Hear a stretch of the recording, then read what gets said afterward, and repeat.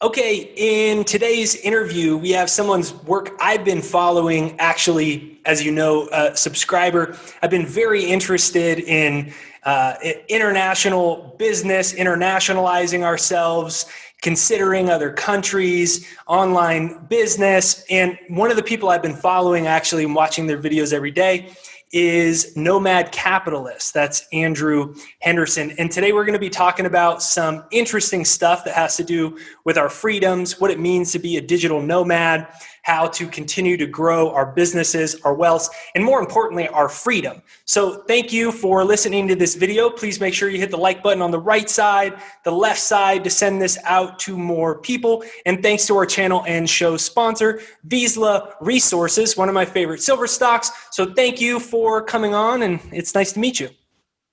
Great to be with you. Glad to be on the channel. Okay, so obviously right now we're in a very interesting time. You know, people afraid of their freedoms and they're afraid of loss of purchasing power. People are losing businesses. The world's in a very interesting position. And, you know, I think that makes your work with Nomad Capitalist super interesting. So tell me what it means right now to be a nomad capitalist, and why do you think it's important right now?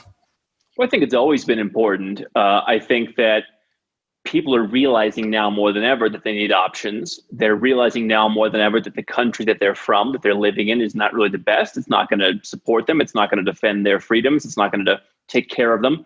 And I think that really the veneer is coming off. And a lot of people are realizing that. I've had so many people who've been calling me and talking to me and talking to my people, and they've been saying, I never would have thought about this 1 year ago, 5 years ago, maybe 10 years ago. And, you know, I've been talking about this with my family for 25 years, ever since my father said, listen, you should, as an adult, go where you're treated best. And those are the 5 magic words. And I think people are looking around and they're realizing my currency is not the best. My country is not the best at healthcare. You're looking at countries that have a lot of problems. Every time I wake up, I see a headline that the hospitals can't take care of people. You're paying 50% tax. They're not taking care of people. And I just think people are waking up. And I haven't changed, but go where you're treated best, I think, has become, people are starting to lose the idea that just because they happen to be born in a place, it's the best. And they're saying, where is the best? Where's the best bank? Where's the best place to store my precious metals? Where's the best place to have a passport? Where's the best place to live? Where's the best tax rate? Where's you name it? And go where you're treated best is our natural human instinct. But so many people have pushed back on it. And I think now they're realizing it's time to do something. Interesting. And so what made you actually want to, you've actually expatriated from America. You are no longer an American citizen, but you grew up in Ohio, which my dad did too. Yep. My dad's from Columbus. So you're just like a regular American kid. And then all of a sudden you're talking about being an international citizen. What caused you to really do it? I know you said your dad seeded it in you, but what really was a final straw that made you want to do that? And I ask out of all sincerity because it's a tough question I have in my own head. Well, I think, number one, it's one of those things where you have to just dive in. You have to do it almost a little bit mindlessly. And when I did it, when I had been traveling all around, and it became more and more and more and more to where I was gone probably more than half the year. Finally, I said, I'm just going to move out for good. And I did a 1-year trial. I had some friends who moved into my house. I took a little bit of a loss on my home, but I just figured, hey, I'll keep it open and I'll do this for 1 year. And I'm going to go to about 15 different places and meet people and meet bankers and meet investors and entrepreneurs and see what's going on. And you know what? If I don't like it, I'll come back. And I think giving yourself that permission, I'm a big fan of the permission slips because I got a permission slip most people don't get from my parents, which was, you don't have to live in this country. If you want to go somewhere else, go where you're treated best. And I think that, growing up in Ohio, there's a lot of great things about Ohio. There's a great work ethic, very nice people, but, I never entirely felt like I fit in there. And I suppose that's perhaps, what led me. I was very political as a kid. I was interested in libertarianism. I was going and putting lawn signs in our front yard at 15. And, when I was 19, I dropped out of school and I became an entrepreneur. I always wanted to be an entrepreneur. And I did it really on my own. And the first time I did pretty well by age 20 or 21. And I had this big tax bill. And, you're a libertarian as a kid and you research, taxes are bad. They should be lower, this kind of thing. But you never, there's nothing like feeling it, right? There's nothing like you've got to write a check for $50,000 and that money's gone forever to be wasted. And so it really triggered in me this thought of this is pretty crazy. And so I started to travel because I was fascinated by other parts of the world. I never really wanted to live in the US. And I started, every time I would go somewhere, I would notice something different. People were smarter. I remember being in Norway and I was talking, this was right before the election, McCain versus Obama. I was having the most beautiful conversations with people on the metro in Oslo about McCain and Obama. You couldn't have this conversation at the Trader Joe's in Phoenix, Arizona, but you're having it on the metro in Oslo. And I said, these people are smarter. And then I saw, okay, you have higher interest rates over here. Oh, real estate's different over here. People are nicer. Oh, these women are more interesting. But and so I learned like every place. Let's be honest. That's one of the things, right? I mean, it's true. But I realized every place has something to offer. Every place is better at something. I realized the countries that were successful tended to be the ones that wanted to learn from other countries. They may not be well known, but they tended to learn from other countries, like a Dubai, for example, where they bring in kind of the best talent from all around the world and they say, let's be better. The worst countries are the ones where that's just how we do it here, because they may do one thing well, but out of 10 things, they only do 1 or 2 things well, right? And so I started to really realize, what is it that makes societies grow? What's happening? And I thought back to the conversations I had in my family when I was very young, and my father said, this is not going to be the country for entrepreneurs. That's why he said, go where you're treated best. And so I think what we've witnessed in my lifetime and what I've seen personally through experiences is the fact that the old guard, what I call the legacy brand countries that everyone talks about as the great countries, the free economies, have really gone in the wrong direction for the last 20 or 30 years. It's becoming very apparent now. And yet you've had countries that maybe you've never heard of that have gone in the right direction, at least for one thing. Interesting. So I want to talk to you a bit about a business and finance, and that's kind of what the channel is all about. But having done business all over the world, and I'm sure you get to meet all types of very successful, interesting people. So I'd love to talk about that. But before I do, one quick thought I had that I've been wondering in my head. Off air, you and I said, I'm going to stay away from certain words and phrases for purposes, but all in all, I'm afraid of my freedoms being squashed in the present country that I live. And I'm concerned of that continually happening in a lot of the Western countries, and especially some of the more G20 allies. And I wonder, it's more optimism. I hope that there's going to be countries in the world, and in the future, there'll be a competition. They'll be wanting people that have businesses, and people that are mobile, and people that have money, and people that are just calm, especially just some libertarian casual folks, and they will preserve freedoms. Do you think that there's any merit to the idea that maybe in the next couple years to 10 years, as certain countries move further away from freedoms and taxes and things like that, do you believe that there's going to be countries that are going to try to, open up the doors and compete and not kind of follow the same kind of totalitarian type of agenda that seems to be slowly infiltrating in a lot of countries? Is this a real idea or no? Well, I think it's already happening. I think that the problem is, right, you go to the mall. I live in Kuala Lumpur part of the year. They have some of the world's best malls, and you walk in the door and you walk down the ground floor of the mall. And what do you see? You see Loro Piana, you see Louis Vuitton, you see Prada, you see Hermes, all the legacy brands. People like to go to legacy brands. And so it's right there for you when you walk in. When you go up the escalator to the 6th level, you see brands you might never heard of. Now, are their shoes just as good? I don't know, maybe. Maybe not for showing off, but maybe the shoes at the store on the 6th floor are just as good. But people really like to go to where it's easiest. And if you're from the United States, if you're from a Western country, you like the idea of comparing it to the UK or Australia. I think Australia maybe is worse. Canada, all these countries, like that's your bubble, right? And so, the idea that you don't want to go up to the 6th floor and see the countries like, the Georgias or the Uruguays, or here in Colombia, or I was in Serbia and people were just doing whatever they want, or, any of these kind of places that I think have already been doing it. I think when one thing goes up, one thing, when someone goes up, someone goes down. And you've looked at the United States falling in the economic freedom rankings for years. They're 37th best for healthcare. They're, the last recession, 40th best for banking. I mean, they've got a lot of problems. They're not really that great. And yet you've seen countries, where can you get better banking than the US? Countries like Taiwan, UAE, of course, the Switzerlands and the Singapores. But if you look at the best banks in the world, that's where they are. That's where they are. And so nobody really wants to think of those brands because they have an excuse, right? You live in the US, you have an excuse. I think what people use as an excuse is there'll be nowhere to hide. There'll be nowhere to run. I'm not running. I'm going where I'm treated best. I'm running towards something, not away from something. And perhaps that's why I'm not as frustrated with the US as I used to be, because I don't really deal with the nonsense every day. I just deal with it through business, through talking to people like you.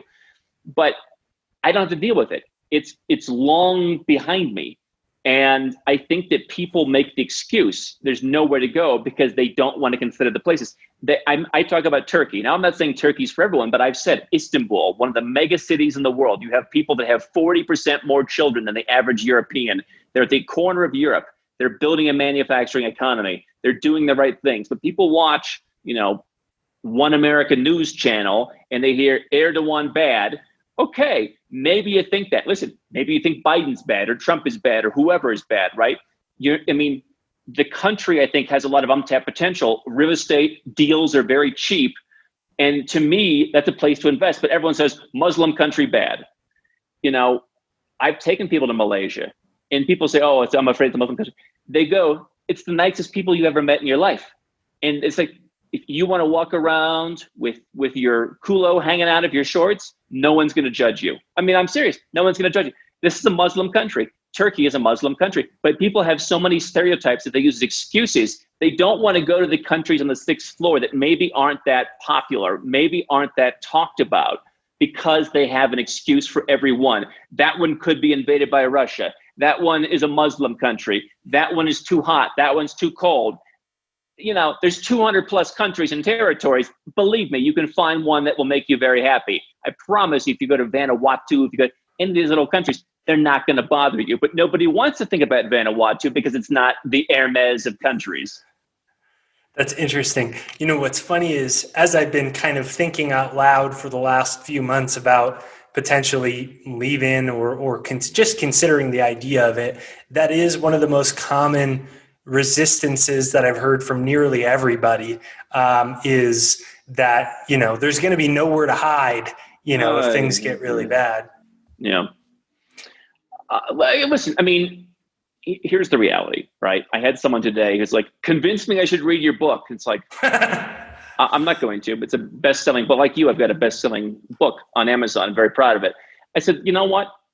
I had another guy recently. He came to me. He was a friend of someone that I've helped save a lot of money. And we said, okay, here's what it's going to cost you. We're going to save you $1.5 million in taxes in the next couple of years. And he's like, I can't do it. I can't pull the trigger. And okay, no judgment. If you'd rather pay $1.5 million than $50,000, go right ahead. But I think so many people, 99% of people, they really don't want to be free. They really don't want to take risks. People have so many things. Your world, right? Buy when there's blood in the streets. I have a friend who runs a business helping people invest in Asia. He lives in Bangkok. He bought an apartment where a bomb went off, like next to the lobby. And there were all the scared American and French expats were trying to sell because the bomb went off. And he paid 40% less. And a week later, everyone forgot the bomb went off. And he just went right up. So, if you're going to buy when there's blood in the streets, that's when you've got to do. You've got to buy when the bomb goes up. You've got to buy when some lunatic is running the country. You've got to buy whenever. And it maybe occasionally doesn't work out. But so many people want to be tough. They're tough, right? They want to be Jim Rogers. They want to be whatever. But it's tough to be Jim Rogers. It's tough to do what we're talking about here because it requires that you get out of your comfort zone. You really have to buy when there's blood in the streets. You really have to go to places that your friends and family are going to say you're nuts.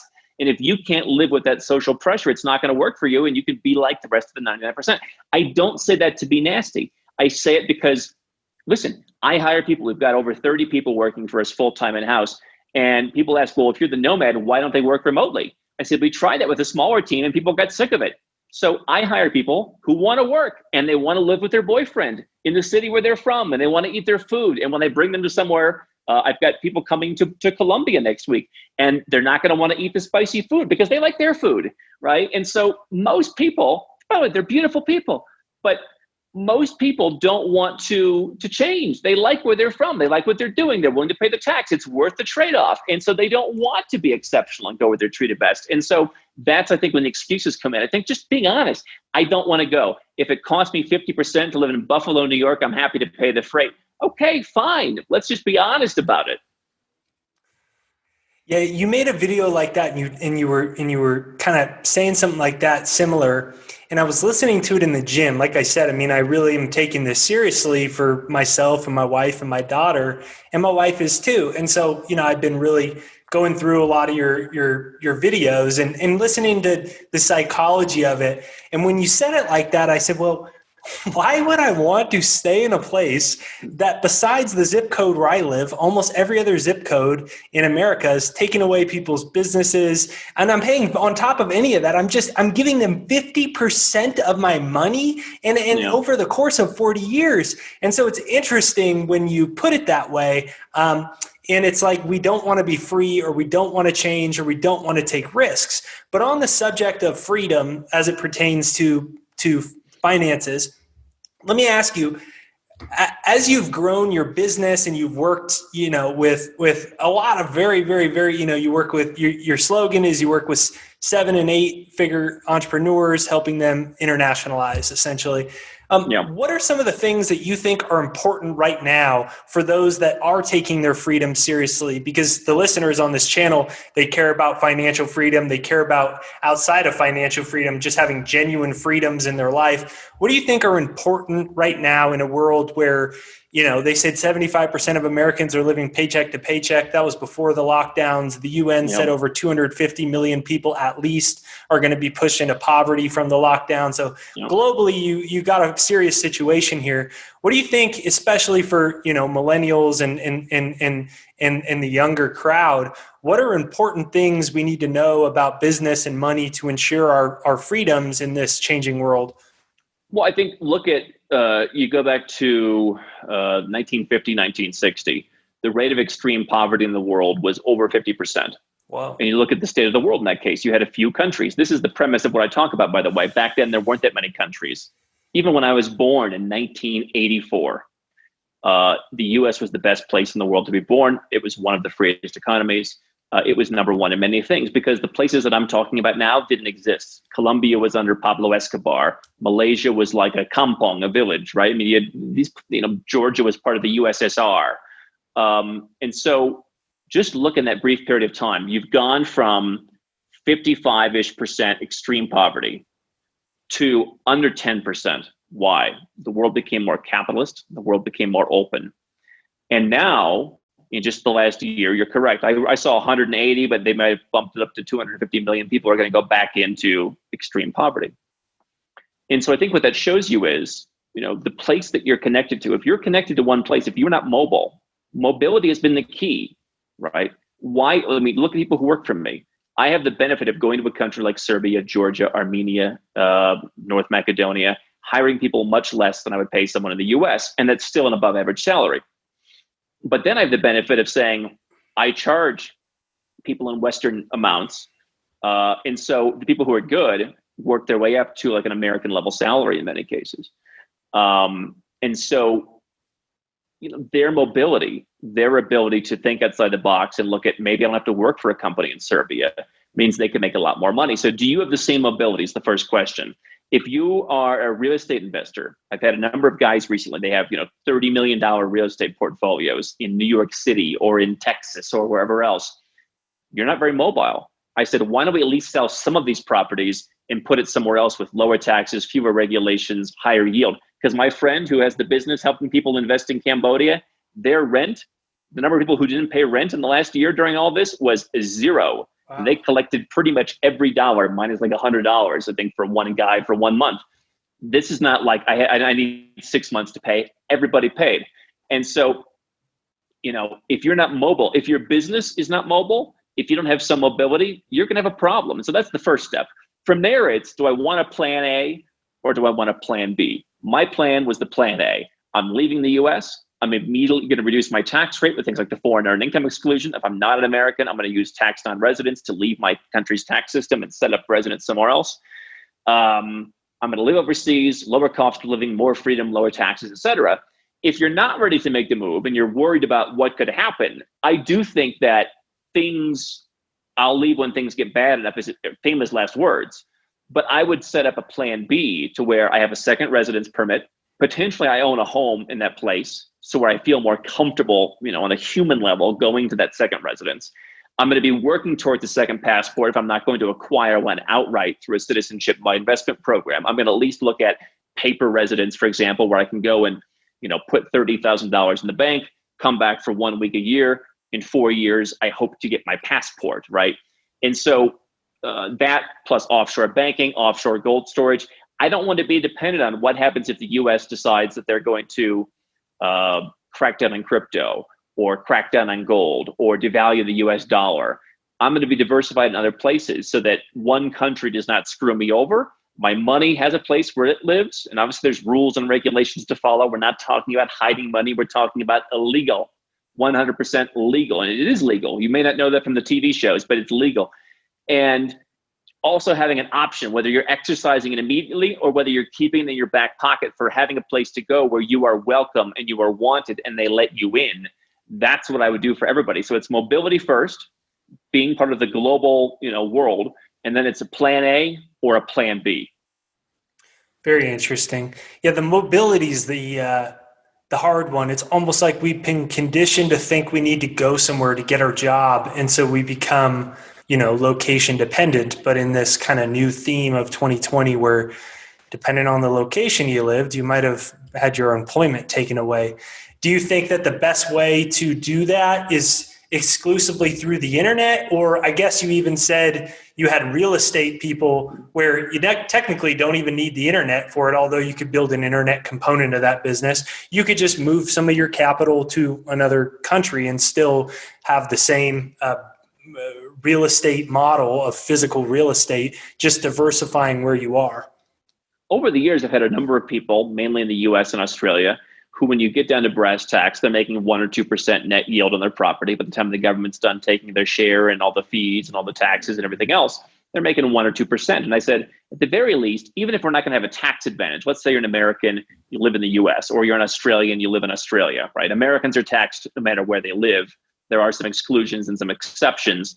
Obviously, everyone else in the world can simply leave their country and choose where they want to be taxed. But regardless, if you have real estate in Australia, you, me, or anyone else, we're going to be taxed in Australia, and we're going to have that tiny little return. So even if it's not a tax benefit, move some of that money to a Cambodia, to a Turkey, to a Colombia, where you can get, better returns, where property goes up more quickly, more steadily, because it's less correlated. It's not like up and down, like where I lived in Arizona. It goes up, it goes down.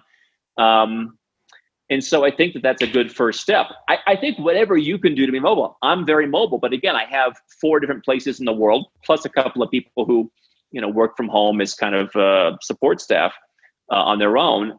I have people who are in the office. We have an office. I just spent 3 months in Serbia setting up our new office in Serbia. We're still hiring there. And those people work there. And I meet them occasionally. They come to me, I come to them, but I'm running it mobily. I've run businesses in the United States. I had a business in the radio industry, selling stuff in the US, helping distressed radio stations. I ran that business from China, from Panama, from all over the world with a phone. And so I think a lot of people don't think they can be mobile. I also, one of my investments in the US, I had a business for about 1.5 years. I couldn't find anyone to clean my swimming pool. So I bought a tiny little swimming pool cleaning business, and we built it up to one of the biggest companies in Arizona, and then we sold it. And if I would have built it out a little bit longer, I think that could have been mobile, because I had guys, again, the guy who was the pool repair guy just wanted to live with his girlfriend in Chandler, right? He didn't want to be flying all over the world. And so if you have a team that you can trust, obviously it's easier online. But I think that a lot more businesses can be mobile if you have the confidence. Interesting. So as an American, for someone listening to this as American, so for me to get any tax benefits other than Puerto Rico, do I have to legitimately expatriate from the country if I don't want to live in Puerto Rico? Yeah, so Puerto Rico is one option. You could spend 5-6 months a year in Puerto Rico, and then you have freedom to be in the U.S., to travel, what have you. If you don't want to live in Puerto Rico, then it comes down to, do you run a business? Now, look at what America First did to us. Now you cannot live overseas and have indefinite deferral on your foreign income as a business, but you are going to have much lower taxes. So you can pay, single digits or low double digits on your income, depending on how much you make. You can take a salary tax-free $108,700 this year in 2021. Potentially, you can add the standard deduction to that. If you're married, potentially you both work for the business. So, you can live on the salary tax-free. And if you set up your business properly, it's legitimately zero tax, no Social Security, no Medicare, no state, no federal. Beyond that, you're going to pay something.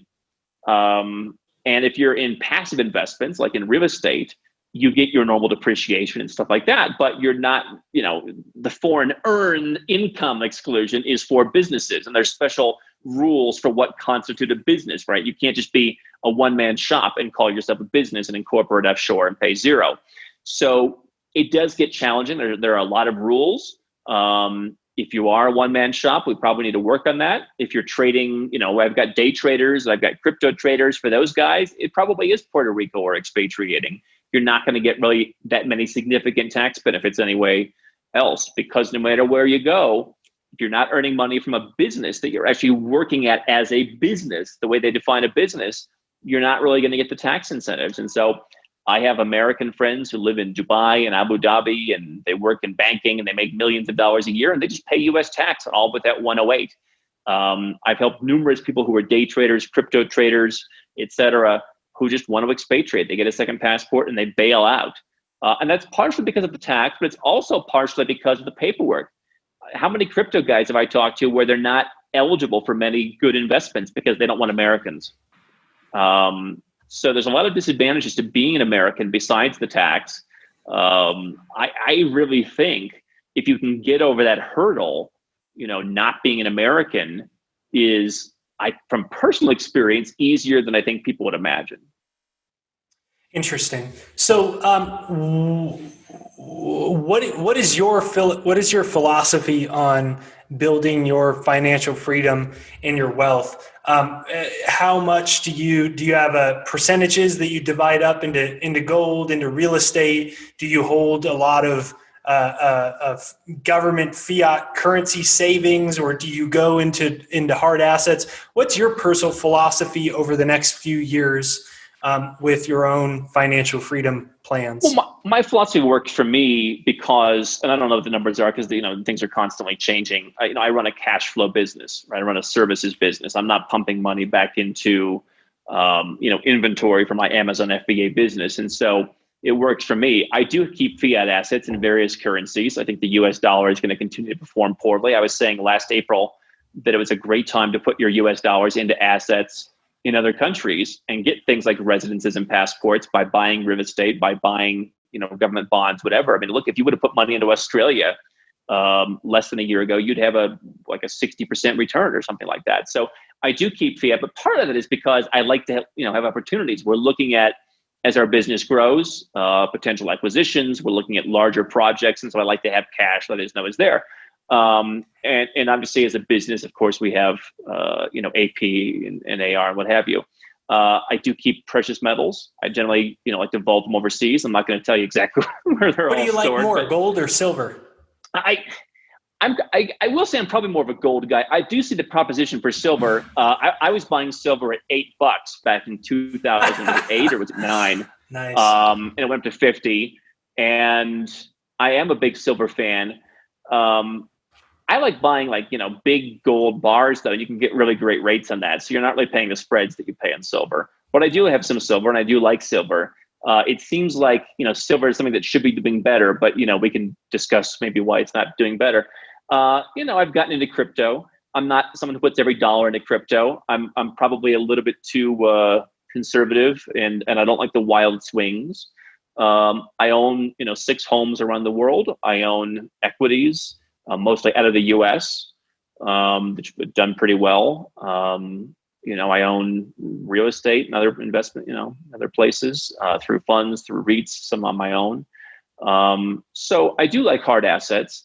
And it's very interesting right now because there's the crypto people who argue with the gold people who argue with the, and I just want to be really diversified. And I just want to know that no matter what happens, by the way, again, my situation is a little bit personal because, I'm the guy who talks to 17 million people last year about, how I gave up my citizenship in the US. And I'm not here to say people should do anything wrong, but I'm sure I'm not number one on some people's Christmas card list. And so for me, having different places to go, look at the last year, by the way, I just, got a property in Istanbul.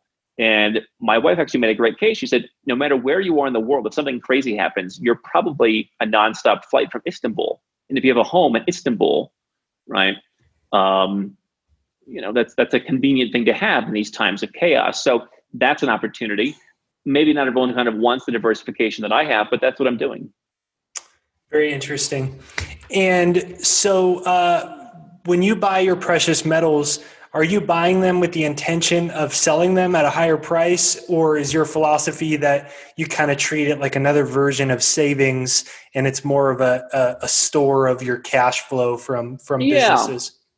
I mean, I would say the second. I think that the secret, and I had Michael Saylor on, he said it maybe better than anyone. What do really wealthy families do? They buy assets, they hold them for centuries. They don't plan on selling them, right? I mean, people talk about the liquidity in some of the places where I buy real estate. I happen to think it's not that bad, other than maybe I have a summer home in Montenegro. That's a lifestyle purchase. It's never easy to sell those. But it's like I'm not interested in selling. And so I look at gold, I look at silver as a store of value to keep there. Again, I have a cash flow business. And so I always know there's going to be more cash flow coming in. I think that after 17 years of business, I finally felt comfortable saying, we will survive next month. I have that Midwest Protestant, for maybe 14 years, I would have like a record year every year, other than the year I sold everything.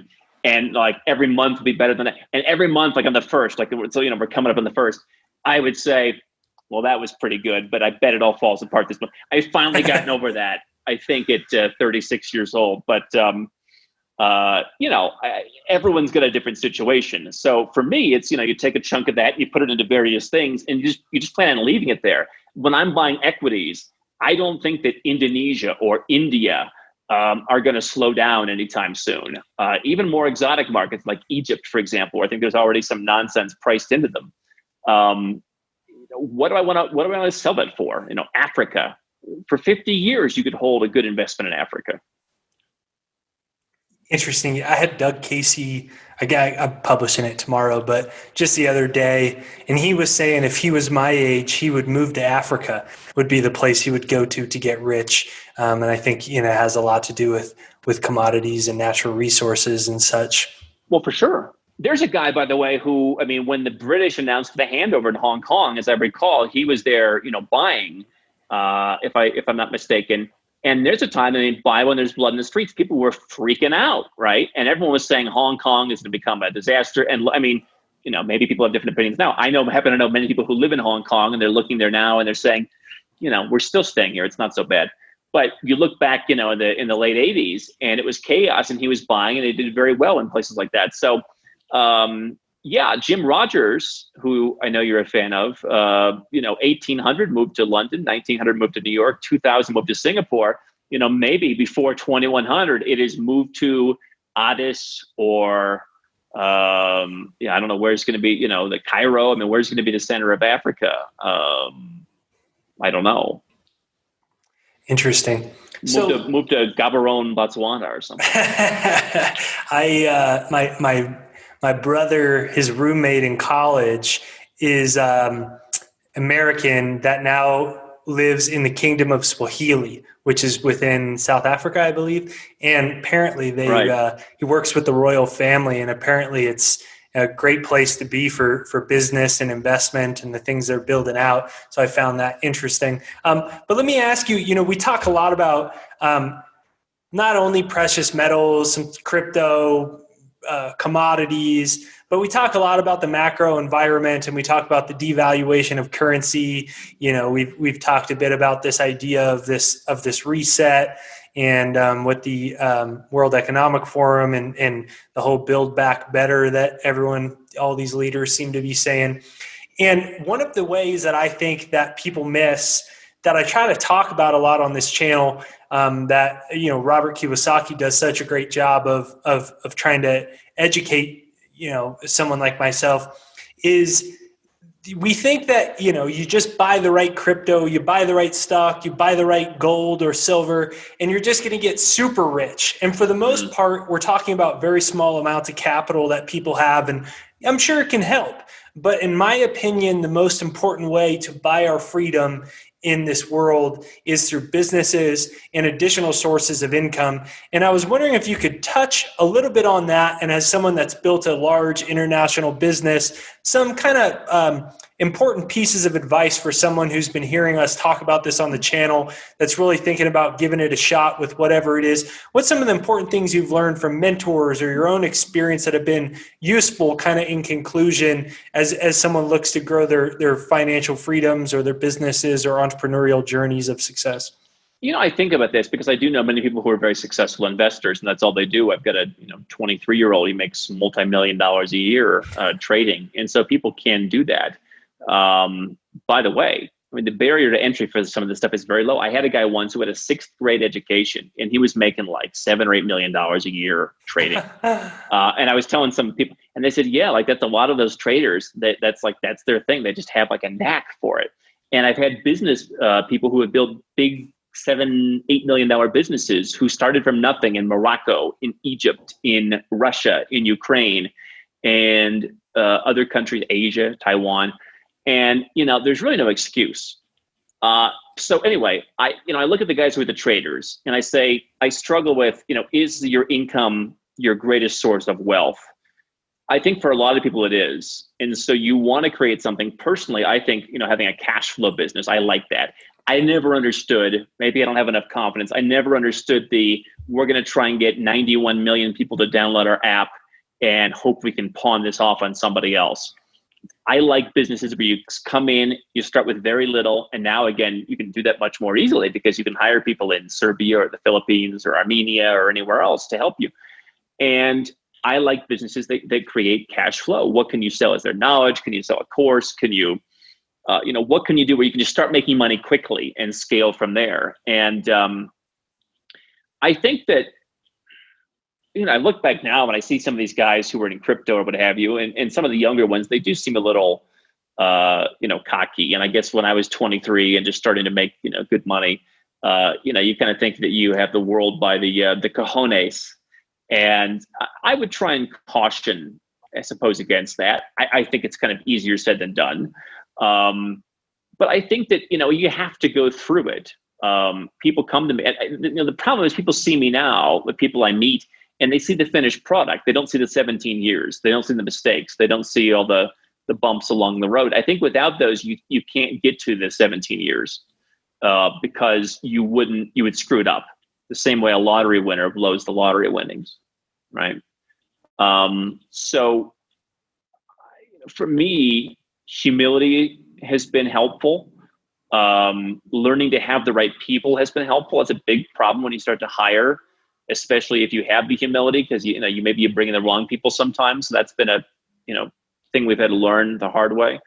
I think that putting patience is important in that Nomad Capitalist has been, I think, the most successful thing I've done because the goal was never how do we increase revenue as quickly as possible. And by saying that, you did what you needed to do to where you would increase revenue more quickly than in a business where your goal was just how do we increase revenue. And I was in the radio business and I knew some people and I had clients who were very controversial in some cases. And when you got to know them, they were really passionate. Even if it was something people thought was kooky, they were very passionate about it. They were true believers. And I think that's what made them so successful. They built these, $100 million, $500 million businesses doing some pretty alternative stuff. And they really believed in it. And it wasn't really about the money, and the money followed. I've met, people who are, billionaires, multi-billionaires, and it's not about the money. It's about the passion. It's about treating people right. And I think in the end, that all works out, not always in the short term, but in the long term. So I guess those are my those are my tips. And lastly, the Protestant, the longing, it's never good enough. Winter is coming. It could all fall apart next month. Certainly that neurosis helps to a certain extent. If you're 14 years old and you want to know how to be successful in life, my advice is don't get laid in high school. that will, because you become complacent. Right? I mean, like, how many 16-year-old guys who are sitting around reading the Libertarian Party or reading popular science, like, one day I'm going to launch a rocket into space, and then all the women are going to surround me. And that's the motivation. And it drives you, so I think having some kind of adversity in your life is helpful to drive people. Having a little bit of neurosis is helpful. I dig it. Yeah, I love that. Yeah, I think it's great advice on the entrepreneurship and the business component too, of a cash flow business, what service, something that you can offer quickly to get the wheels off the ground. Maybe it leads to something else, but I think that's and I think it's important right now for a lot of people, even if it doesn't become a multi-six-figure business. I mean, right now with what's happening, I think just if someone could add an extra $1,000 for a lot of Americans and people all over the world, just an extra 500, 700, and if you have a full-time job, maybe you could save 100% of it, and that could, be a game changer long-term. So, by the way, Jake, I just made a video where you can live for $1,000 a month, which is not necessarily my crowd, but I always think to myself, because of my long-term mindset, if I had to start all over, Tbilisi, Georgia, I own a home. I wouldn't have a rent payment. I mean, you could live very nicely there. You could drink nice wines and go out to dinner and have steak every once in a while. And you could do that. And so I think that's where the geo arbitrage comes in, of someone who wants their freedom.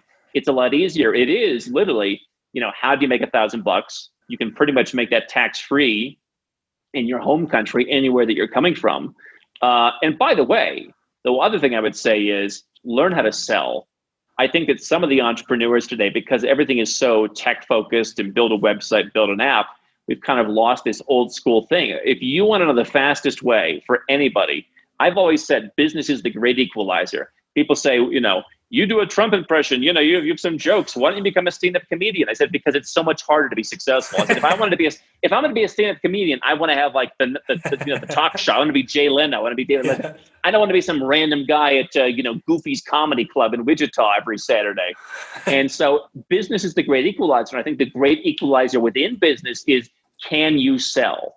Everyone has to sell something. And I think so many people now, they want to go on and have their little business where they never talk to anybody and they want the app to sell everything. And that's fine. Many of them are doing very well. But if you want a much higher chance of success, learn how to sell. It's not a dirty word. People think, oh, it's a dirty word.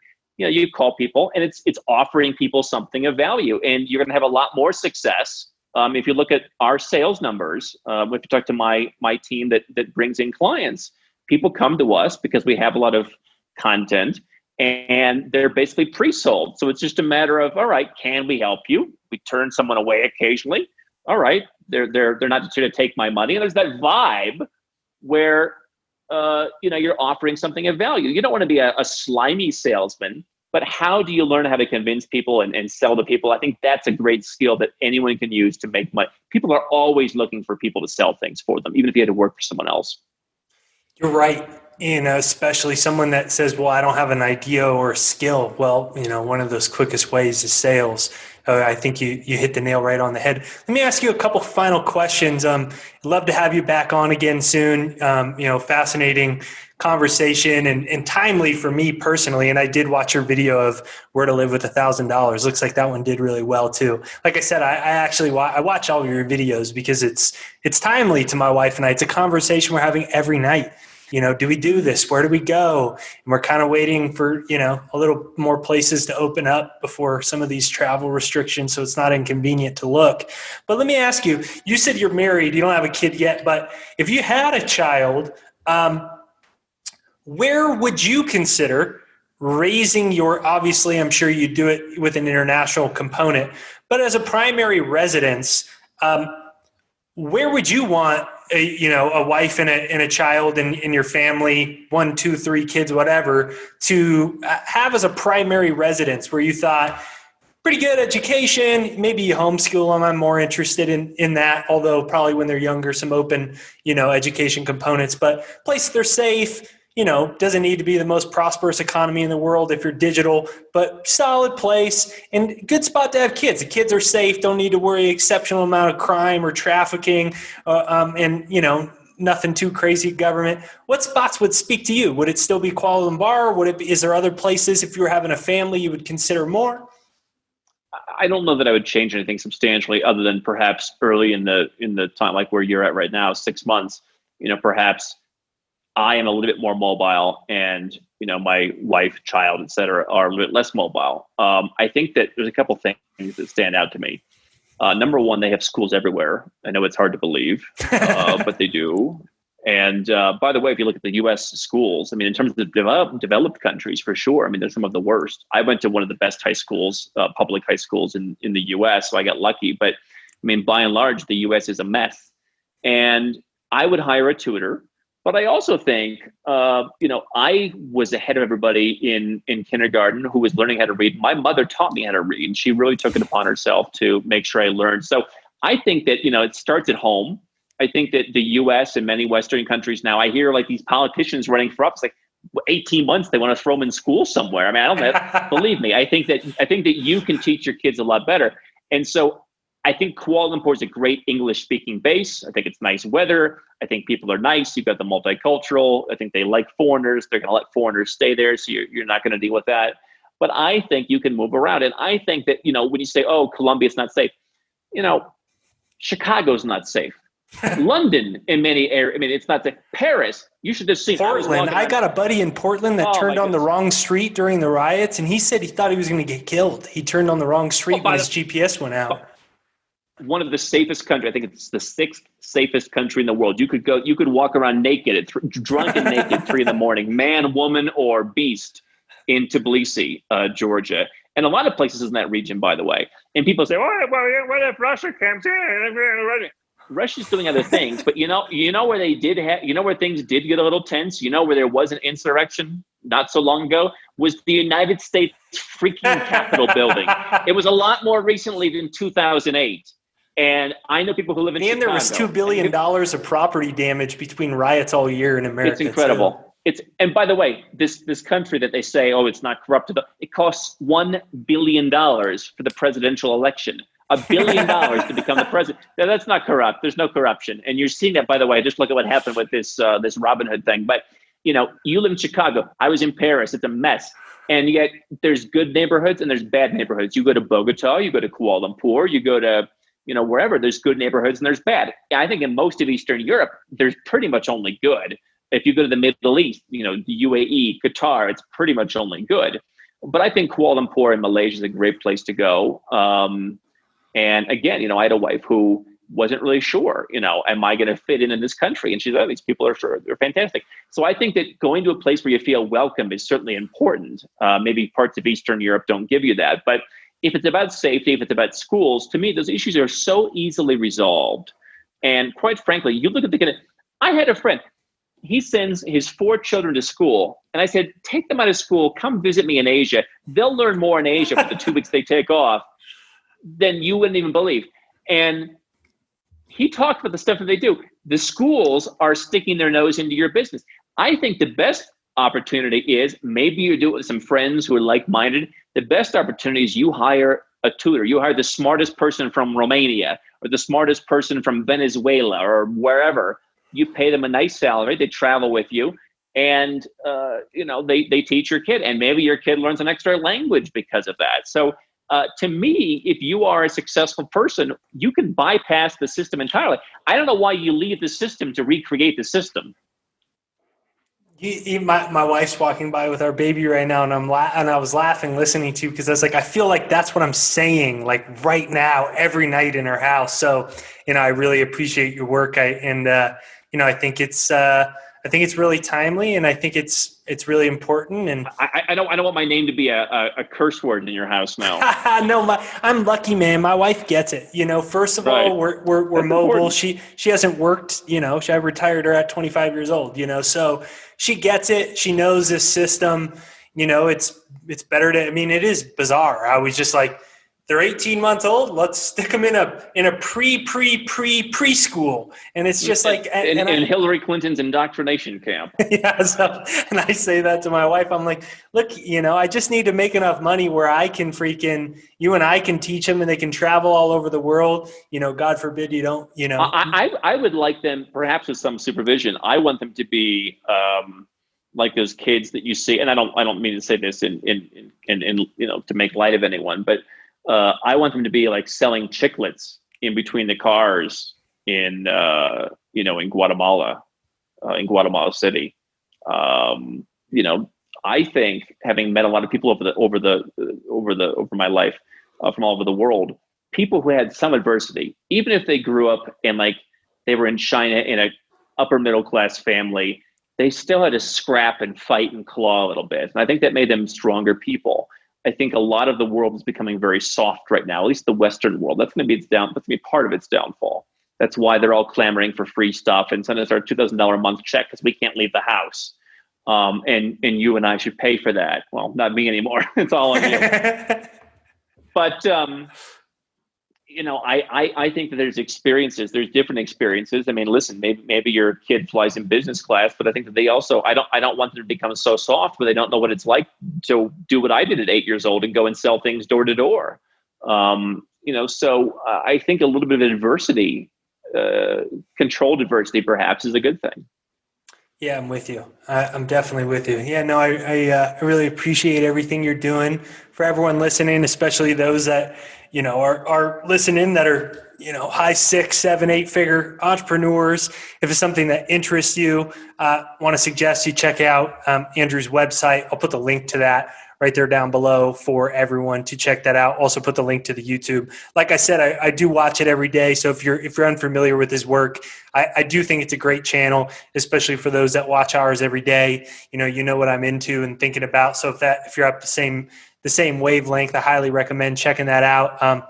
What's one thing you're excited or grateful for in conclusion right now? What's one thing you're excited or grateful for right now, Andrew? Well, I'm excited for Nomad Capitalist Live, which is our conference coming up in May in Mexico with Robert Kiyosaki. And we have the former president of Georgia who turned the place from a Soviet hellhole into a top economy, freer than the United States. But I'm grateful for, I think, as I get older and as I mature, more peace. Certainly not perfect, but certainly more peace, more comfort, knowing that not only am I out of the system, or the system that I think is going in the wrong direction, but creating life on your own terms, I think, brings a sense of peace. It's never perfect. Anyone who thinks that this is the path to perfection, part of what I do in my book, by the way, is I tell stories. Some people who just want like a real like how-to guide of which citizenship to get don't like the book because it's a lot of stories and here's what you can do and here's what you shouldn't do. And I think that there's this human element to it that a lot of us left our country or started this nomad capitalist journey thinking this is the path to perfection. It's not. But I think it is a path to greater peace. And so that I'm grateful for. Absolutely. Okay, for everyone listening, please make sure you hit the like button on the right side or the left side right over there down below.